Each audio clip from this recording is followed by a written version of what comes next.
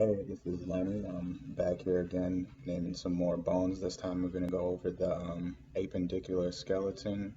And here I got a little sheet here that has all the bones broken down. Got the humerus, radius, ulna, the wrist, pelvic girdle, the back. I got the rest of them with the femur, the patella, tibula, fibula, and ankle and foot.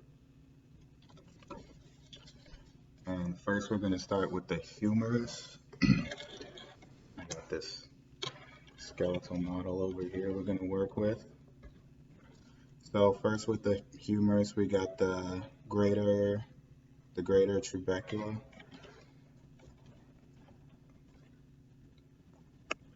And that would be this kind of over here on the back, the top part of the humerus bone.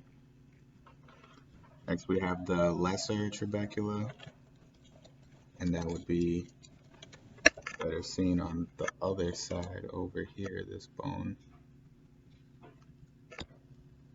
Next we have the alcrin forsa. Alcrin forsa would be probably on the opposite side of the elbow here, kind of on the inside and here. Next we have the medial epicondyle, and that would be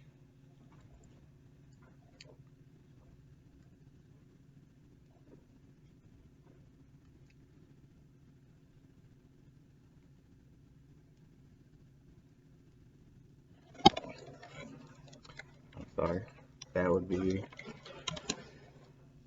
over here, medial epicondyle. This part of the humerus bone on the bottom that's closer to the body. And then we have the lateral epicondyle, which would be that part right here of the humerus that would be lateral to the body. And then last we have the trochlea. The trochlea will kind of be in here.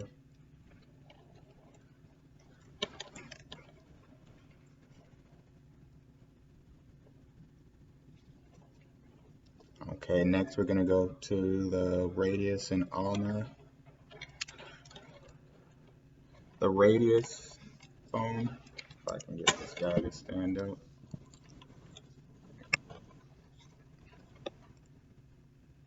This bone right here on the thumb side would be the radius.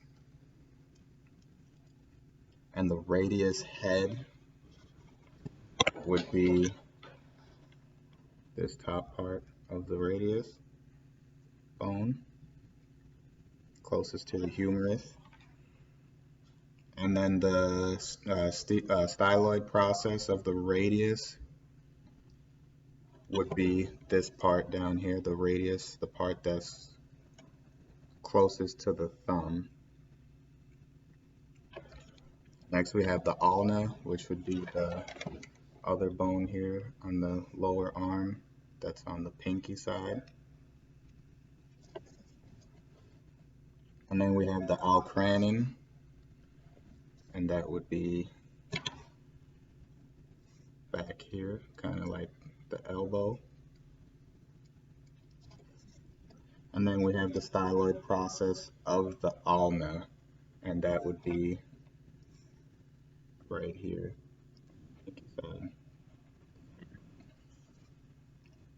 Okay, next we're going to go to the wrist and hands.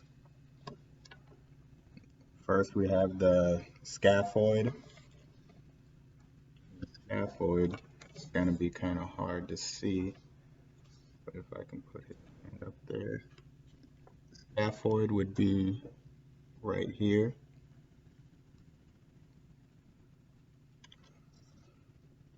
And then next we have the lunate. The lunate would be kind of this middle one.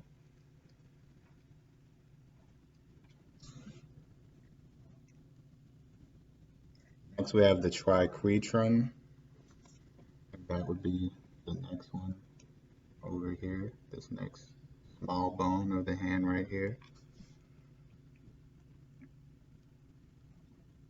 Next we have the perciform, and that would be like all the way the very tip over here. There's a small bone over here that is kind of connected or close to the triquetrum. Next we have the trapezium, which would be coming up here on the next bone over here.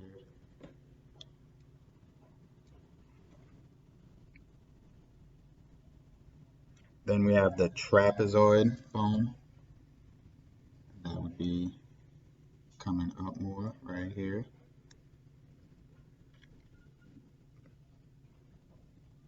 Next we have the capitate.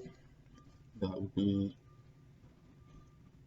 over here, just kind of under the carpal of the middle finger. Next we have the hamate, which would be right under the carpal of the, not carpal, but metacarpal of the ring finger. Then we have the carpals, which is all those little bones that I named above there, which would be right here in the hand, the lower hand. And then we have the metacarpals, which would be these bones right here, right before we get to the fingers up here, like kind of going up towards the fingertips. These would be the phalanges. Okay. After that, we're going to go into the pelvic girdle.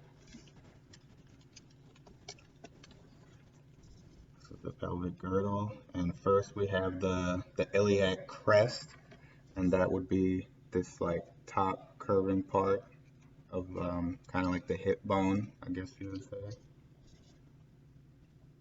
Next we have the sacral iliac joint, and that's kind of in here. It kind of connects this kind of like the tailbone.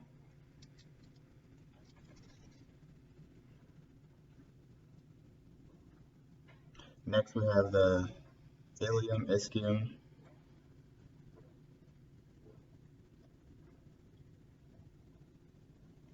and that's kind of this whole piece down here with this loop and everything.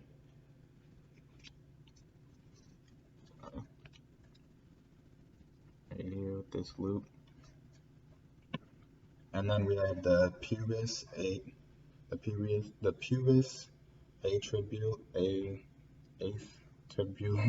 acetubulum, and that would be kind of this inner part of this loop.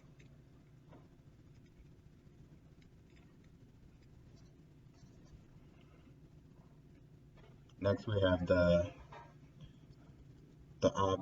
obturator foramen, and that would be kind of this foramen right here.